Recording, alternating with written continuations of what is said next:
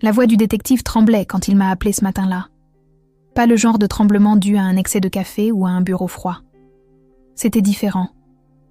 C'était un homme qui avait trouvé quelque chose qui le perturbait.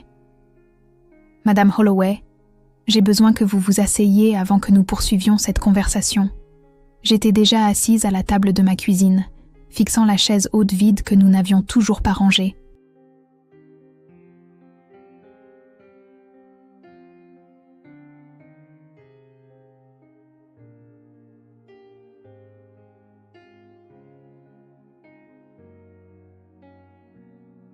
Un an et 2 jours que mon fils de 3 mois, Jasper, était mort dans son berceau.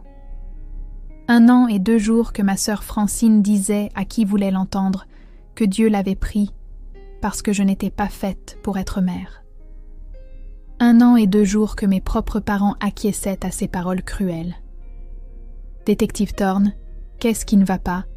Pourquoi m'appelez-vous au sujet de mon fils? Les résultats finaux de l'autopsie sont arrivés.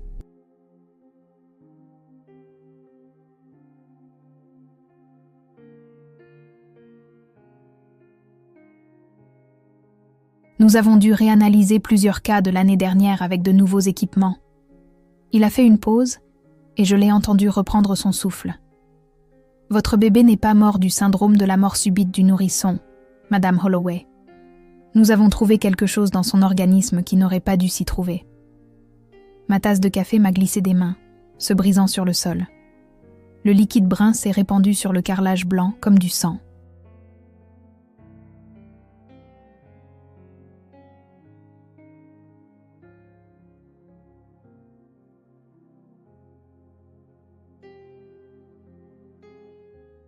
Qu'avez-vous trouvé? De la diphénhydramine, du Benadryl pour adultes. Assez pour arrêter sa respiration, Madame Holloway. La pièce a basculé. Mon parfait petit garçon, qui m'avait souri quelques heures seulement avant de mourir, qui avait enroulé ses minuscules doigts autour du mien lors de sa dernière tétée, ne s'était pas simplement éteint dans son sommeil. Quelqu'un l'avait empoisonné. Quelqu'un avait assassiné mon fils de 3 mois.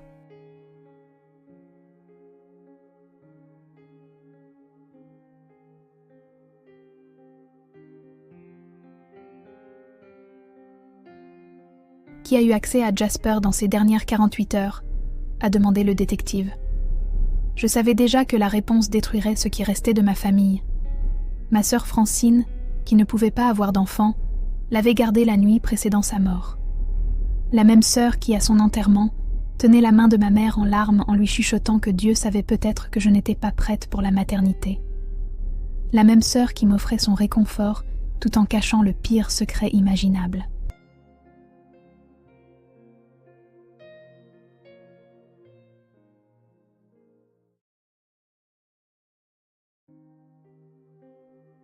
Détective, dis-je, ma voix étonnamment stable maintenant. Je crois que je sais qui a tué mon bébé. Je n'aurais jamais pensé devenir mère à 27 ans. Quand ces 2 lignes roses sont apparues sur le test de grossesse ce matin d'octobre, mes mains tremblaient en le montrant à mon mari, Derek. Nous n'étions mariés que depuis 2 ans, encore en train de définir nos carrières et de rembourser nos prêts étudiants.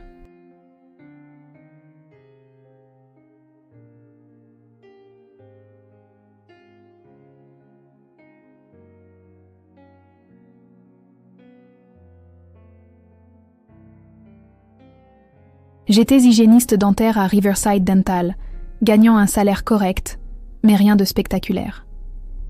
Derek travaillait à l'usine municipale de traitement de l'eau, rentrant chaque jour avec des histoires de niveau de pH et de système de filtration que je faisais semblant de comprendre. « Tu es sûr que ces tests sont fiables ?» a demandé Derek, tenant le bâtonnet à la lumière de la salle de bain comme s'il examinait une preuve.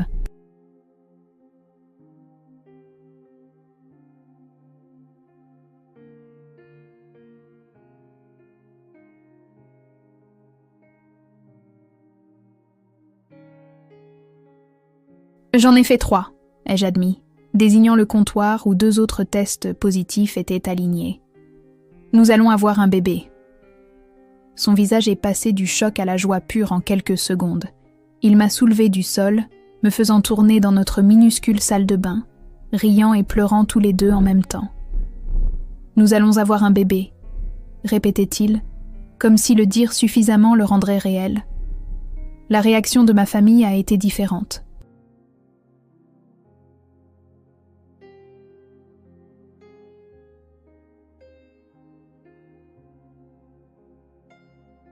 Quand j'ai appelé ma mère depuis notre salon ce soir-là, ses premiers mots n'ont pas été « félicitations ».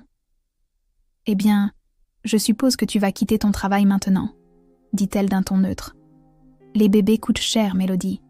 J'espère que vous y avez bien réfléchi. Tu sais, ton père et moi ne pouvons pas vous aider financièrement. » Nous ne demandions pas d'argent, maman. Je voulais juste partager la nouvelle.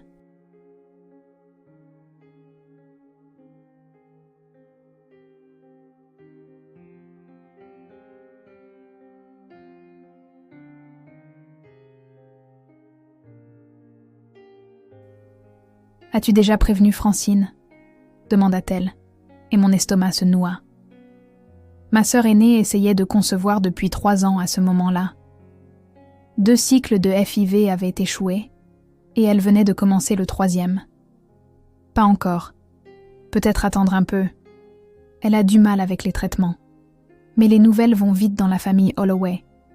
Francine m'a appelée ce soir-là, sa voix artificiellement enjouée. Maman m'a dit « Félicitations, petite sœur ».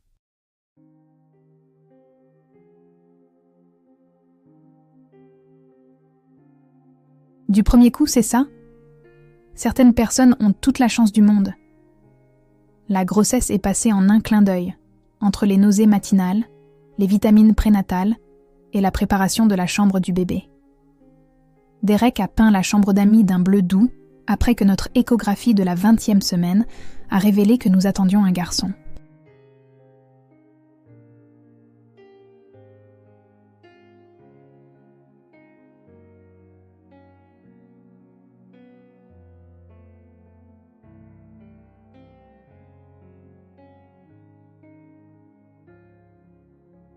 Je passais mes soirées à assembler des meubles, à laver de minuscules vêtements et à lire tous les livres sur la parentalité que la bibliothèque proposait.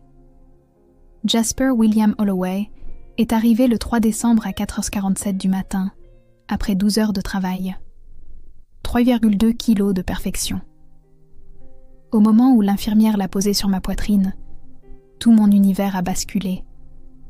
Ses yeux, encore gonflés par la naissance, ont rencontré les miens, et j'ai compris ce que signifiait l'amour inconditionnel.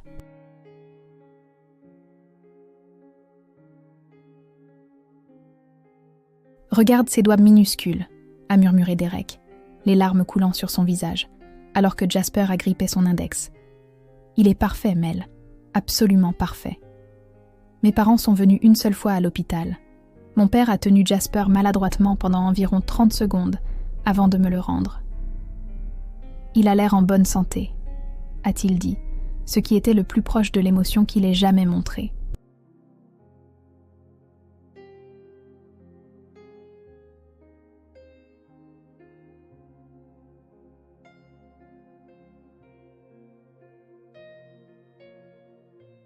Ma mère a passé la visite à tout critiquer, de mon choix de lait maternisé en complément aux couvertures que j'avais choisies.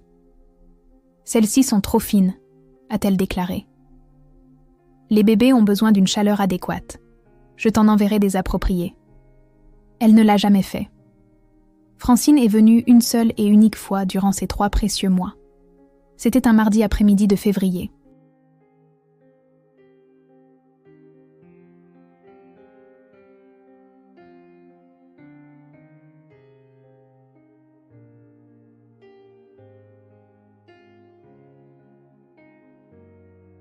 Elle se tenait dans l'embrasure de la porte de la chambre de bébé, me regardant bercer Jasper dans le fauteuil à bascule que les parents de Derek nous avaient offert.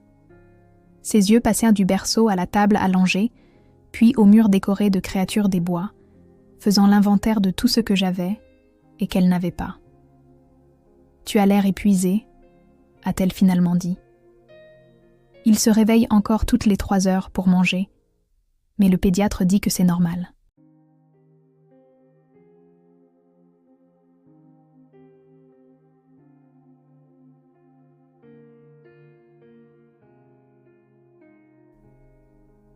Peut-être que maman avait raison. Certaines personnes ne sont tout simplement pas faites pour ce niveau de sacrifice. Avant que je puisse répondre, elle était partie, me laissant me demander ce que j'avais fait pour mériter une telle cruauté. Mais j'étais faite pour ça. Chaque tétée de 2h du matin devenait un concert privé où je chantais des chansons des Beatles pendant que Jasper buvait son biberon. Chaque changement de couche était l'occasion de le faire rire avec des grimaces.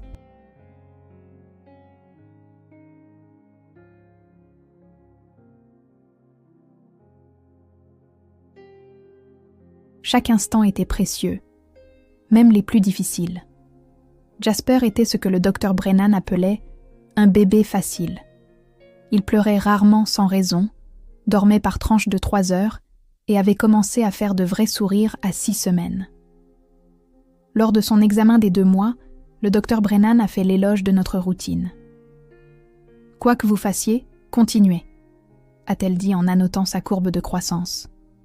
Il est dans le 60e percentile pour le poids et le 70e pour la taille.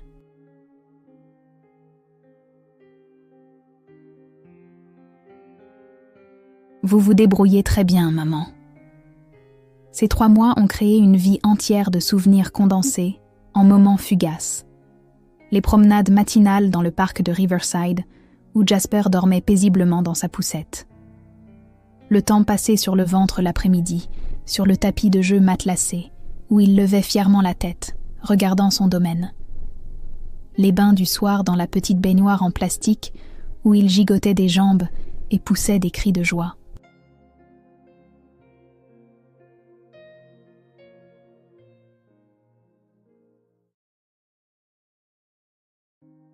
Quand Derek rentrait du travail chaque jour, il nous trouvait en train de danser dans la cuisine, Jasper blotti contre ma poitrine dans son porte-bébé, nous balançant tous les deux au son de Marvin Gaye ou des Temptations.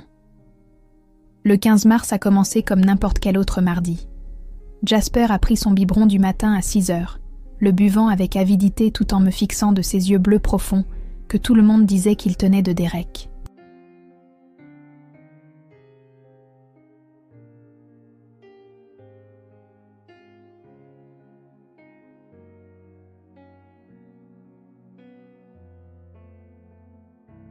Après l'avoir nourri, j'ai changé sa couche, souriant en le voyant agiter ses jambes potelées et gazouiller en regardant le mobile au-dessus de sa table allongée.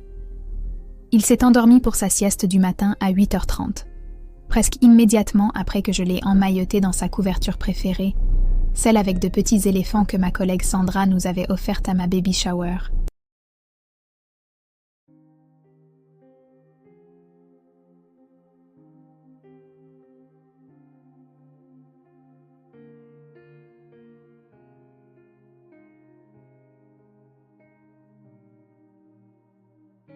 J'ai profité de ce moment de calme pour plier le linge dans le salon, gardant le babyphone à côté de moi, même si sa chambre n'était qu'au bout du couloir. Le son rythmé de sa respiration à travers le haut-parleur était ma compagnie constante pendant que je triais les minuscules bodies et pyjamas. Je me souviens savoir pensé à la vitesse à laquelle il grandissait et sortait de ses vêtements de nouveau-né, et qu'il faudrait bientôt que je les range.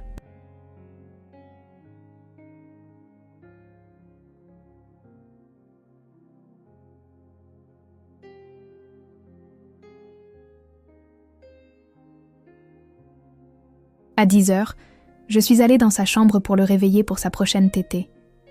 La maison était silencieuse, à l'exception du bourdonnement du lave-vaisselle dans la cuisine.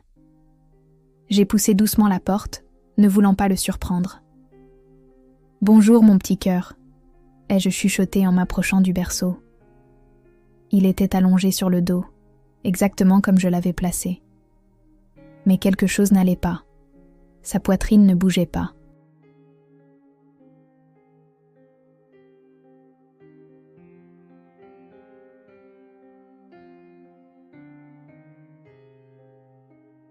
Sa peau était pâle, presque grise à la lumière du matin qui filtrait à travers les rideaux. Jasper. J'ai touché son dos. Froid.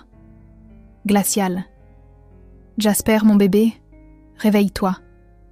Je l'ai arraché du berceau, son corps mou dans mes bras, pas de souffle sur ma joue, pas de pouls dans son petit cou.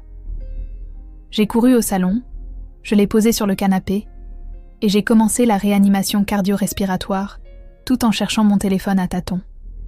911. Quelle est votre urgence? Mon bébé ne respire pas. Il est froid, il ne bouge pas. S'il vous plaît, aidez-moi. Madame, quelle est votre adresse?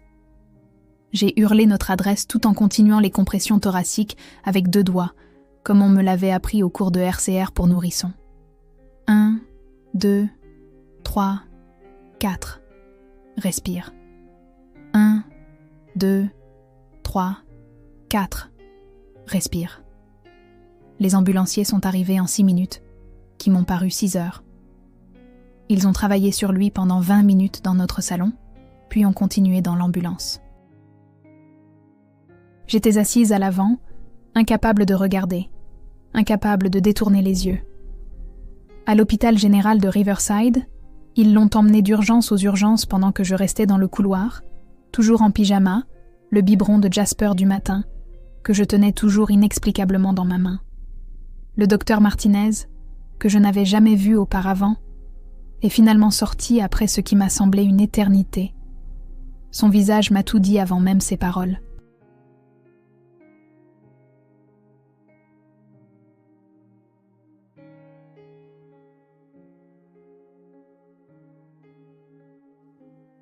Madame Holloway, je suis vraiment désolée.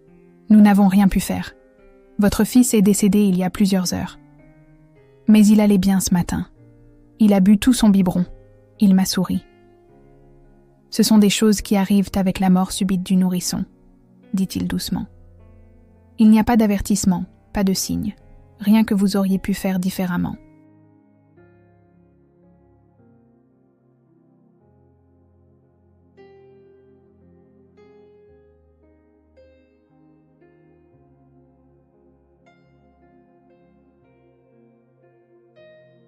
Derek est arrivé 20 minutes plus tard, après avoir enfreint toutes les limitations de vitesse depuis l'usine de traitement de l'eau. Il m'a trouvé dans la salle familiale, tenant le corps de Jasper, qu'il m'avait finalement laissé prendre, après toute leur procédure. Mon mari s'est effondré à côté de nous, ses bottes de travail encore boueuses, son visage se crispant en touchant le visage parfait et immobile de notre fils.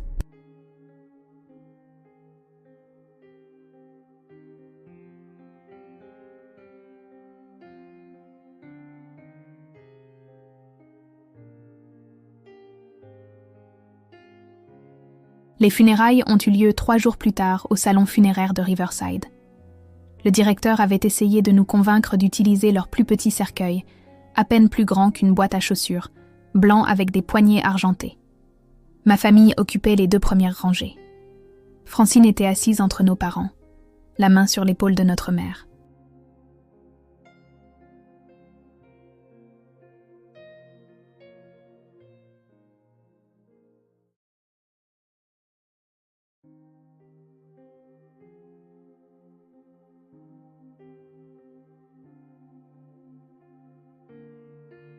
La famille de Derek était venue de Portland en avion, sa mère incapable de s'arrêter de pleurer, son père debout comme une statue dans son vieil uniforme de la marine qu'il avait porté en l'honneur de son petit-fils. Après la cérémonie, nous nous sommes réunis chez mes parents parce que ma mère insistait sur le fait que c'est ce que font les familles.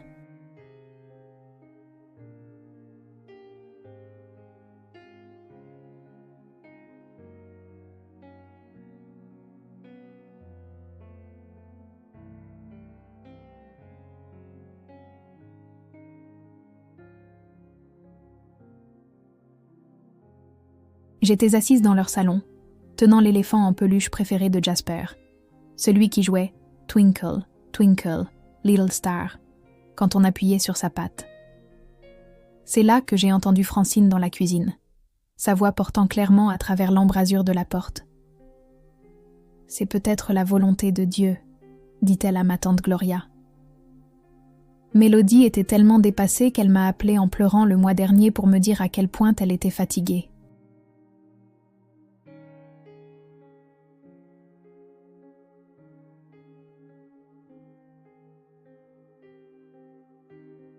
Peut-être que Dieu savait qu'elle n'était pas prête à être mère.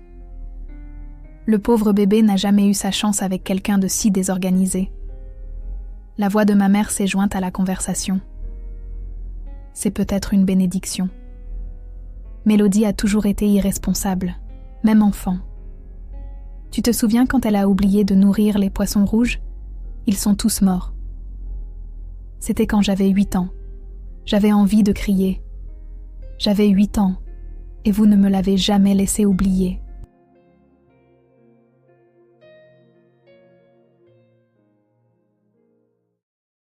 Au lieu de cela, je suis restée figée, écoutant ma famille disséquer mes échecs en tant que mère, alors que le corps de mon fils reposait en terre depuis moins de 2 heures.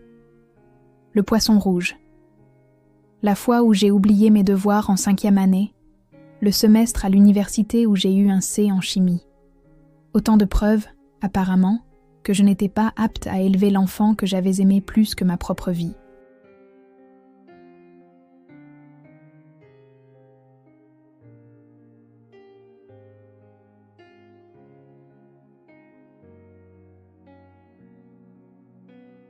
Un an et 2 jours après la mort de Jasper, mon téléphone a sonné à 7 heures du matin. J'étais réveillée depuis 5 heures, assise à la table de la cuisine avec un café que je ne buvais pas, fixant le calendrier.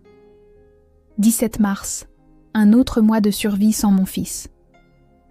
Le numéro s'affichait comme inconnu, et j'ai failli ne pas répondre. Les télévendeurs avaient été incessants ces derniers temps. Madame Holloway, c'est le détective Raymond Thorne du bureau du coroner du comté.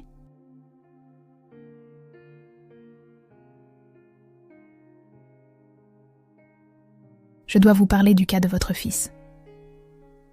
Mes mains sont devenues engourdies. Quel cas? Mon fils est mort du syndrome de la mort subite du nourrisson. L'hôpital nous a dit qu'il n'y avait pas de cas. Madame, c'est de cela que nous devons discuter. Pouvez-vous venir au poste aujourd'hui? Amenez votre mari, si possible. Derek nous a conduits au bâtiment du comté au centre-ville. Aucun de nous n'a parlé pendant le trajet de 20 minutes.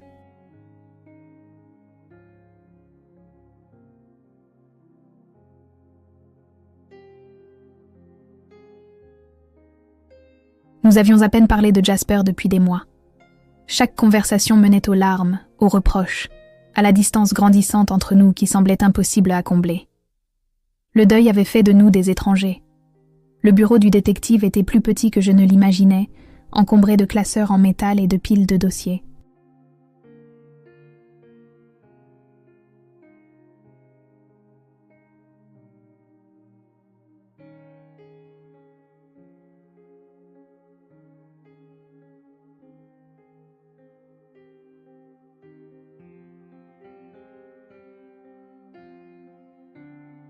Le détective Thorne était plus jeune que sa voix ne le laissait supposer, peut-être la quarantaine, avec des yeux bienveillants derrière des lunettes à monture métallique et le genre de manière prudente qui suggérait qu'il annonçait régulièrement de mauvaises nouvelles.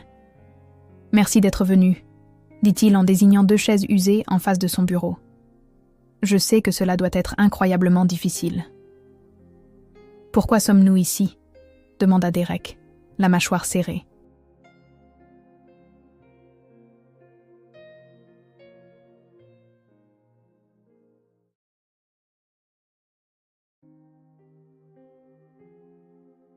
Le détective Thorne a sorti un épais dossier portant le nom et le numéro de cas de Jasper.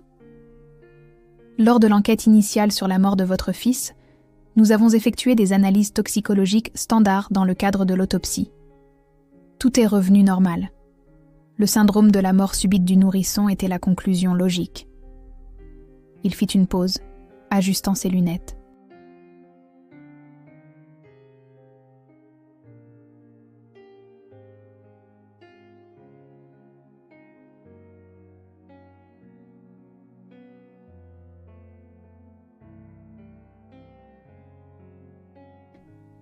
Le mois dernier, l'État nous a fourni un nouvel équipement de test, beaucoup plus sensible que ce que nous avions auparavant.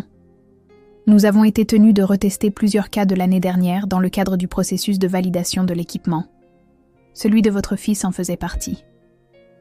Ma voix n'était qu'un murmure. Nous avons trouvé des traces de diphénhydramine dans l'organisme de votre fils. Des traces significatives. De la diphénhydramine ? Derek se pencha en avant.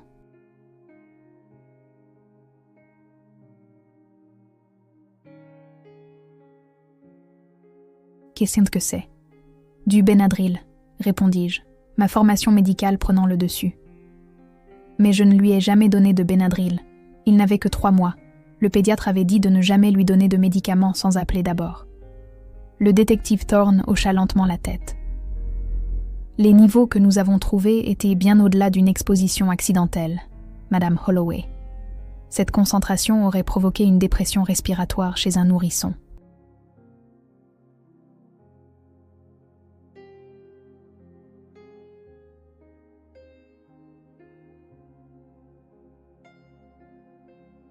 Le nouvel équipement a détecté ce que les anciens tests avaient manqué. La pièce s'est mise à tourner. Je me suis agrippée au bord de ma chaise pour me stabiliser.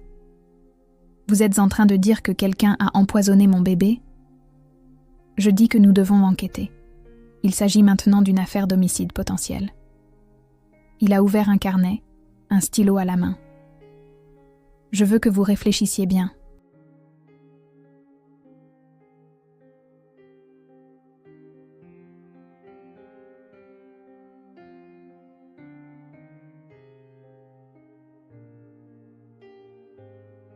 Qui a eu accès à Jasper dans les 48 heures précédant sa mort ? Juste nous, a dit Derek immédiatement. Mélodie était avec lui toute la journée, tous les jours. J'étais à la maison le soir. Attends, dis-je, un souvenir refaisant surface à travers le brouillard de cette terrible période. Ma sœur l'a gardé la veille au soir, le 14 mars. Nous sommes allés au dîner de ton entreprise. Tu te souviens ? Celui au Riverside Country Club ? Le visage de Derek devint pâle. Francine. Elle a insisté pour que nous y allions. Elle disait que nous avions besoin d'une soirée. Le détective Thorne a tout noté. Racontez-moi cette nuit, chaque détail dont vous vous souvenez. J'ai fermé les yeux, me forçant à retourner à cette soirée. Francine a appelé cet après-midi-là. Elle ne s'était jamais proposée pour garder les enfants auparavant, mais elle a été insistante. Elle a dit que j'avais l'air fatiguée, que tous les nouveaux parents avaient besoin de pause.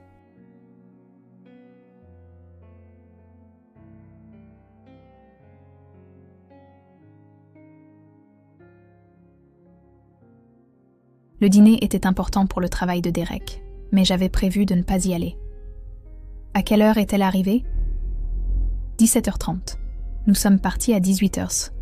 Le dîner a duré jusqu'à 21h et nous étions à la maison à 21h30. Comment allait Jasper à votre retour ? Il dormait. Francine a dit qu'il avait été difficile, ce qui était inhabituel. Il était généralement si facile. Elle a dit qu'elle lui avait donné un biberon vers 19h et l'avait bercé pour l'endormir à 20h.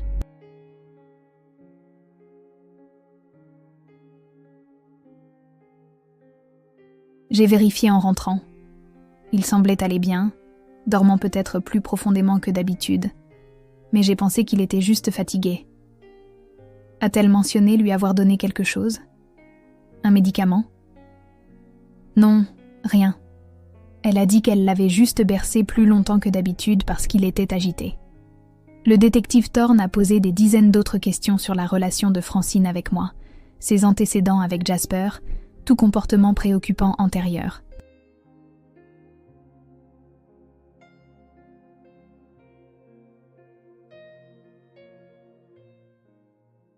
Puis il a posé la question qui a brisé ma dernière illusion sur ma famille. « Madame Holloway, est-ce que votre sœur a des enfants ? » « Non. » Ma voix s'est brisée. Elle essaie depuis 5 ans. Plusieurs cycles de FIV. Le dernier a échoué juste 1 mois avant la naissance de Jasper. Le détective et Derek ont échangé un regard qui m'a retourné l'estomac. Elle n'arrêtait pas de dire que je ne le méritais pas, ai-je murmuré, les pièces du puzzle se mettant en place.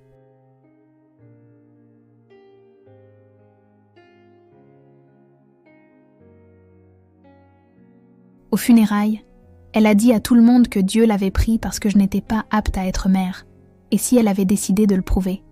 2 semaines d'enquête ont semblé durer 2 ans. Le détective Thorne appelait tous les jours pour donner des nouvelles, chacune plus accablante que la précédente. Derek et moi dormions à peine, existant dans un étrange entre-deux de chagrin et de rage.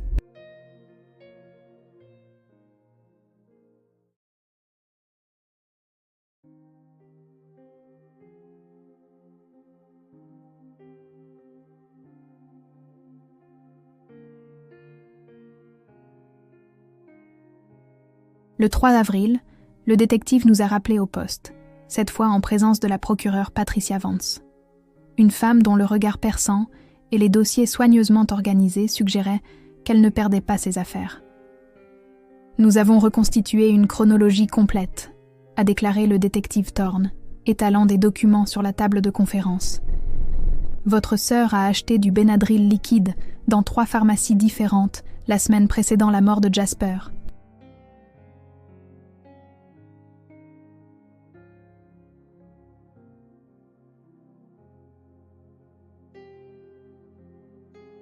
Différents magasins pour éviter les soupçons, le tout payé en espèces.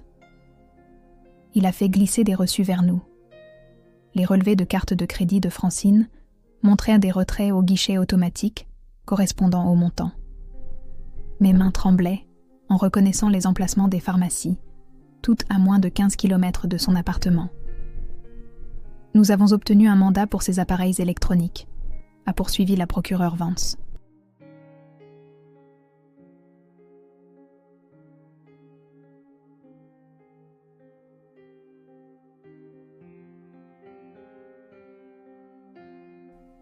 Son historique de recherche du 10 au 14 mars nous dit tout. Elle a fait des recherches sur le dosage du Benadryl pour nourrissons, sur la quantité qui provoquerait le sommeil par rapport à la détresse respiratoire, sur la durée de sa présence dans l'organisme d'un nourrisson. Elle a visité des forums de parents en posant des questions théoriques sur l'administration d'antihistaminiques aux bébés. Elle a planifié ça. La voix de Derek était vide.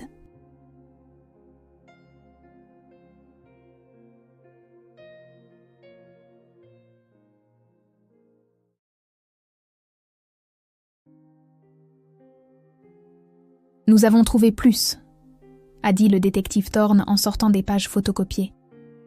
Celles-ci proviennent de journaux que nous avons découverts dans son appartement. Madame Holloway, votre sœur a beaucoup écrit sur son infertilité et son ressentiment envers vous. Patricia Vance a pris une page, lisant d'un ton clinique qui rendait les mots encore pires. 8 mars.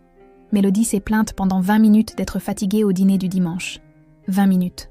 Je suis fatiguée depuis 5 ans.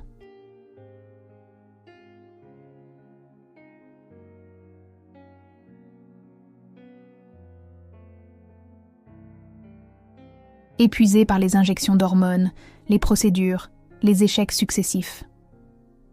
Elle est tombée enceinte sans même essayer. Elle a tout ce que j'étais censée avoir. Parfois, je pense à quel point il serait facile de montrer à tout le monde qu'elle ne mérite pas ce bébé, qu'elle ne peut pas le protéger, que Dieu a fait une erreur en le lui donnant à elle plutôt qu'à moi. Je ne pouvais plus respirer. Derek m'a attrapé la main, la serrant assez fort pour me faire mal.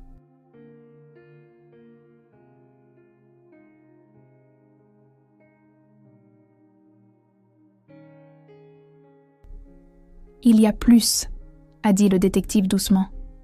Une entrée du 14 mars, le jour où elle a gardé Jasper. Vance a lu à nouveau. Ce soir, c'est le soir. Juste assez pour leur faire peur. Juste assez pour le rendre malade, pour que tout le monde voie qu'elle ne peut pas s'occuper de lui. Peut-être quelques jours à l'hôpital. Peut-être que les services sociaux s'en mêleront. Peut-être que maman verra enfin que c'est moi qui aurais dû avoir un bébé en premier. J'ai mesuré 3 fois.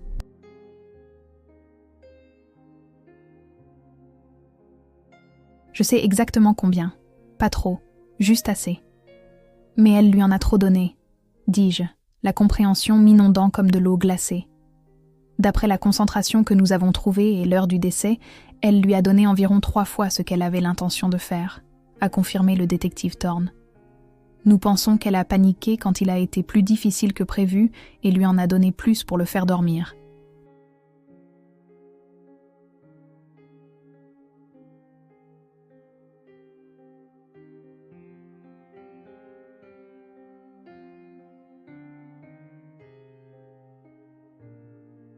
Elle n'a pas tenu compte de son poids corporel inférieur par rapport aux moyennes qu'elle avait trouvées en ligne. Elle a assassiné mon bébé parce qu'il pleurait. Ma voix ne ressemblait pas à la mienne. Nous l'avons arrêtée ce matin, a déclaré la procureure Vance. Elle a avoué en partie, affirmant qu'elle n'avait jamais eu l'intention de le faire mourir. Mais l'intention de nuire est toujours un homicide lorsqu'elle entraîne la mort. Nous l'accusons de meurtre au 2e degré.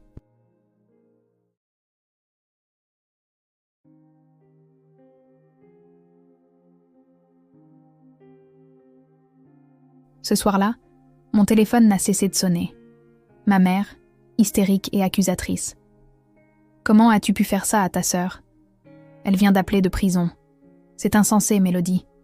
Elle aimait ce bébé. Elle l'a tué, maman. Elle a avoué. Ils ont des preuves. C'est impossible. La police doit la mettre sous pression. Tu as détruit notre famille à cause d'une erreur, d'un malentendu. Francine ne ferait jamais de mal à personne. »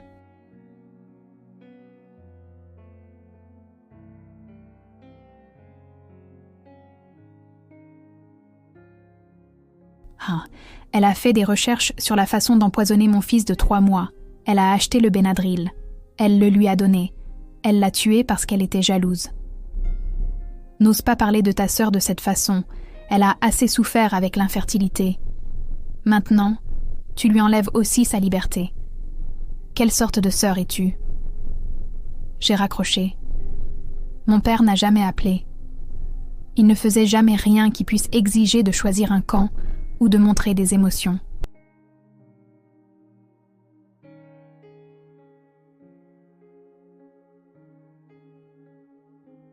Le procès a duré 3 semaines en septembre. L'avocat de Francine, un avocat cher que mes parents avaient engagé, a plaidé l'homicide involontaire, affirmant que la détresse émotionnelle due au traitement contre l'infertilité avait altéré son jugement. Il l'a dépeinte comme une victime de ses propres instincts maternels qui avaient mal tourné.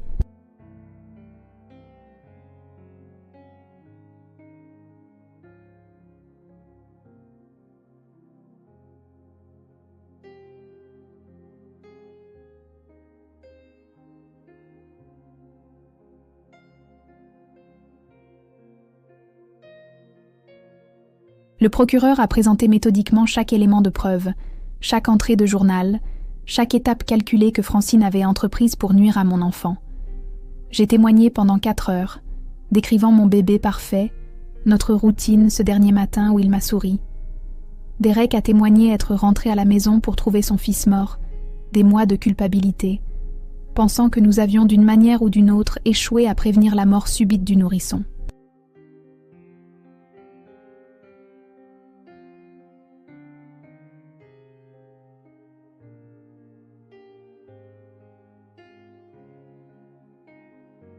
Le jury a délibéré pendant 2 jours. Coupable de meurtre au 2e degré. Le juge l'a condamné à une peine de 25 ans à la perpétuité.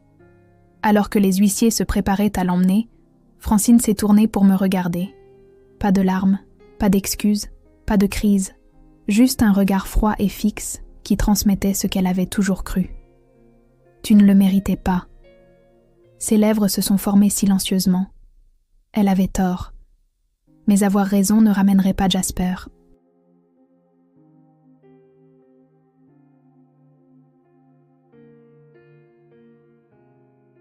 Cela fait 3 ans maintenant.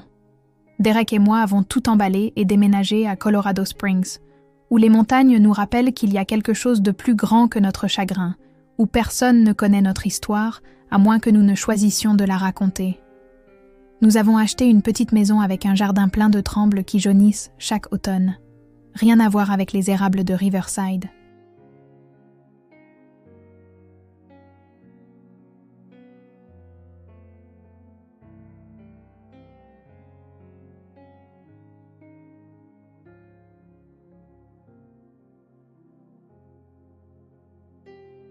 Nous avons une fille maintenant, Luna, 18 mois, avec le tempérament stable de son père et mon côté têtu.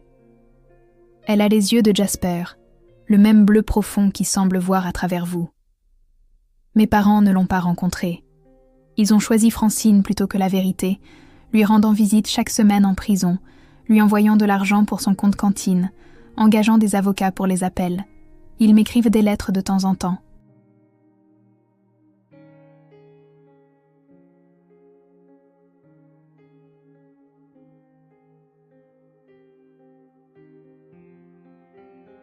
Du poison déguisé en inquiétude, disant que j'ai détruit notre famille, que j'aurais dû laisser les choses tranquilles, que la mort de Jasper était la volonté de Dieu, jusqu'à ce que j'implique la police.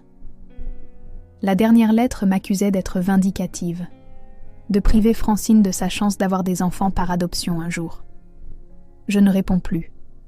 Certains ponts doivent rester brûlés. La famille n'est pas toujours une question de sang.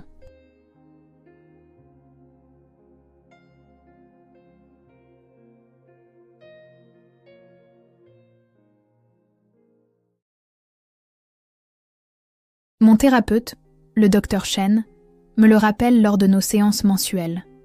Parfois, les personnes les plus toxiques de notre vie partagent notre ADN. Vous protégez Luna de personnes qui excuseraient son meurtre si cela se produisait. Ce n'est pas cruel, c'est la maternité. Les parents de Derek ont vendu leur maison à Portland et ont déménagé à 20 minutes de chez nous.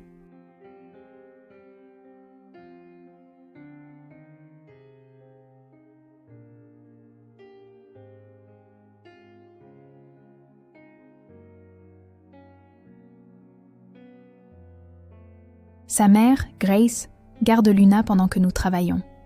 Et son père, Robert, a construit une aire de jeu dans leur jardin avec une balançoire et un bac à sable. Ils gardent 2 photos sur leur cheminée, dans des cadres en argent assortis. Une de Jasper lors de sa séance photo de 3 mois, souriant avec un minuscule nœud papillon, et une de Luna du Noël dernier. 2 petits-enfants, dit toujours Grace lorsque les visiteurs le demandent. Un ici, un au paradis.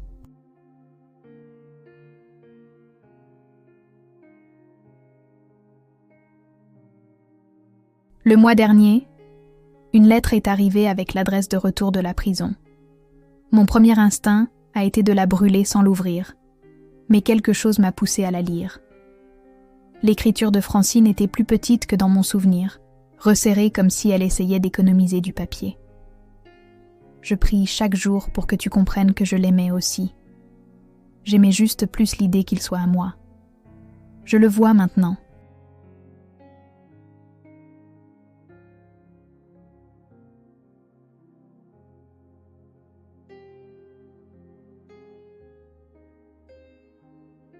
La thérapie ici m'a aidé à comprendre ce que j'ai fait, ce que je vous ai pris, à toi, à Derek, à lui. Je n'attends pas de pardon. Ce serait obscène de le demander. J'avais juste besoin que tu saches que je pense à lui tous les jours. Je pense à qui il serait à 4 ans. Aimerait-il les dinosaures ou les camions? Serait-il timide ou extraverti? J'ai volé toutes ces réponses. Je suis désolée de te l'avoir pris. Je suis désolée de l'avoir pris à lui-même.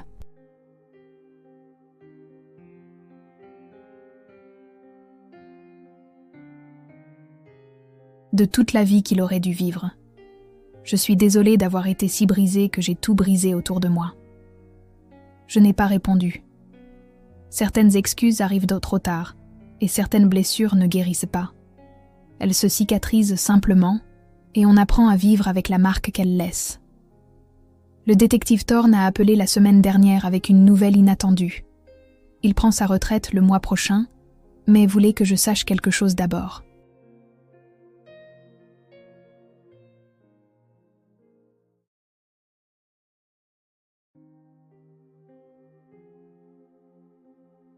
En raison de l'affaire de Jasper, l'État exige désormais des tests plus sophistiqués dans tous les cas de mort subite du nourrisson. Ils ont découvert 3 autres meurtres au cours des 2 dernières années qui seraient de passer inaperçus avec l'ancien équipement. « Votre fils sauve d'autres bébés », a-t-il dit, la voix chargée d'émotion. Des parents obtiennent justice grâce à lui. Des tueurs ne sont pas en liberté grâce à ce que nous avons appris de son cas.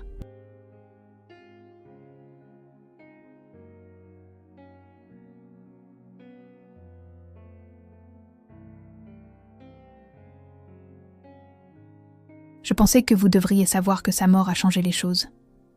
Elle a un sens. Je regarde Luna dormir parfois, debout dans l'embrasure de sa porte, luttant contre l'envie de vérifier sa respiration toutes les 5 minutes. La peur ne disparaît jamais complètement. La possibilité que quelqu'un puisse me la prendre aussi, que je puisse me réveiller un autre matin dans un silence dévastateur. Mais je ne peux pas vivre dans cette peur.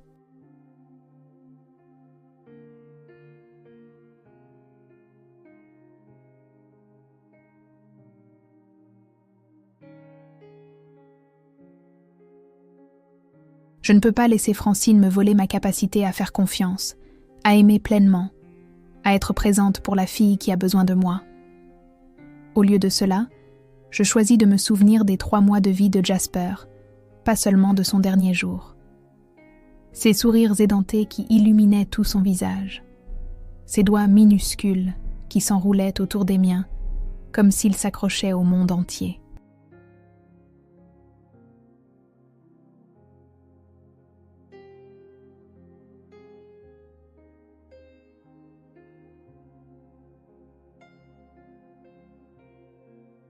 Le poids de lui sur ma poitrine pendant cet été matinal tranquille, où la maison était encore silencieuse, et où j'avais l'impression que nous étions les 2 seules personnes au monde.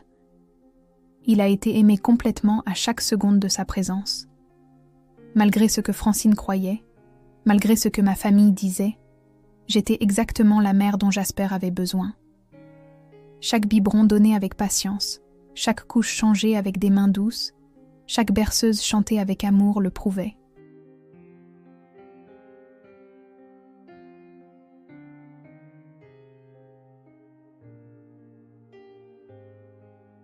Je le sais maintenant avec une certitude que personne ne peut me voler. Jasper le savait aussi. Chaque fois qu'il me regardait avec ses yeux confiants, chaque fois qu'il se calmait au son de ma voix. Luna s'agite après sa sieste, faisant ces petits bruits qui signifient qu'elle sera bientôt complètement réveillée. C'est l'heure de son biberon de l'après-midi et de notre promenade au parc.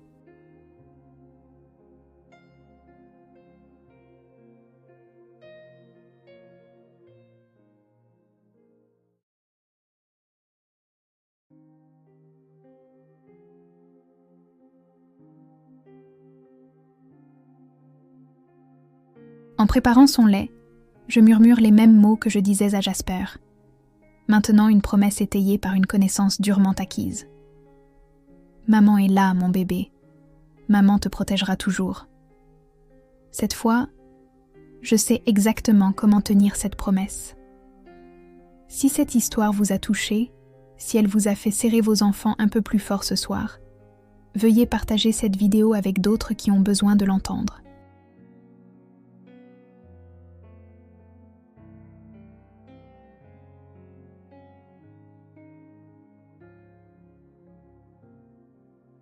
Laissez un commentaire ci-dessous sur la façon dont nous pouvons mieux protéger nos bébés et nous soutenir mutuellement à travers des pertes inimaginables. Et n'oubliez pas de vous abonner à notre chaîne pour d'autres histoires puissantes de survie, de justice et du lien indestructible entre une mère et son enfant. Votre soutien nous aide à continuer de partager ces histoires importantes qui doivent être entendues. Merci d'avoir écouté l'histoire de Jasper.